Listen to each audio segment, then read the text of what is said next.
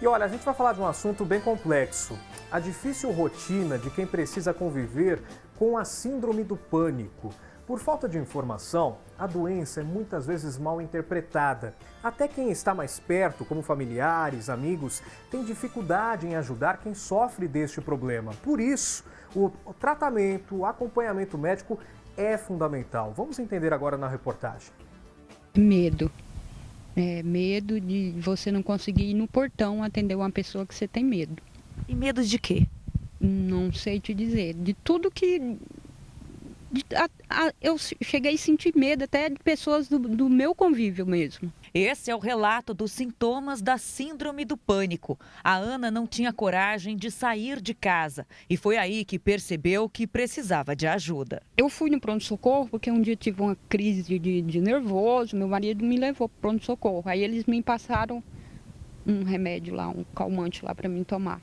Aí quando você não tem segurança das coisas, você corre lá e você vai ler. Então foi através daquele efeito colateral que eu vi na bula que eu senti medo de tomar. Porque quando você tem pânico de alguma coisa, de tudo você tem medo. Até do remédio. Até do remédio. A principal causa é predisposição genética, mas fatores externos que deixam traumas também podem desencadear esse distúrbio. E as crianças não estão livres disso não. É o caso do Pedro, que aos 6 anos de idade teve síndrome do pânico quando assistia uma partida de futebol. É isso, Pedro?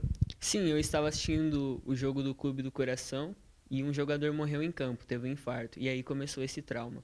Você ficou em choque e aí depois desenvolveu a síndrome do pânico. Sim, eu estava assistindo o jogo, vi o jogador morrendo e aí começou toda a longevidade da doença. Eu tinha muito medo, comecei a pegar muito na minha mãe e eu tinha muito medo dela morrer. Isso fazia com que o meu rendimento em tudo caísse. Foram alguns anos da infância dele prejudicados pela síndrome. Foram anos muito difíceis para mim, porque mesmo fazendo psicóloga, mesmo indo em várias sessões, eu tinha dificuldade em interagir.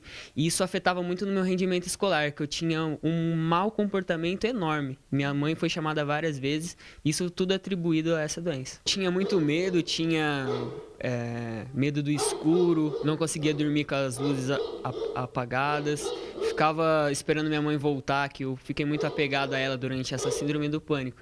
Então esses eram os maiores sintomas que eu tinha na época. Esse médico psiquiatra explica como reconhecer os sintomas desse distúrbio. É quando, por exemplo, se você tiver um cachorro bravo, né, ou você acabou de ter um risco de ser assaltado, naturalmente você vai sair correndo, depois que você for sair correndo, você vai ter o coração disparando, né? Vai sentir a boca secar. Só que como você teve esse perigo iminente, isso ficou bem claro para você, você não vai ficar mais preocupado.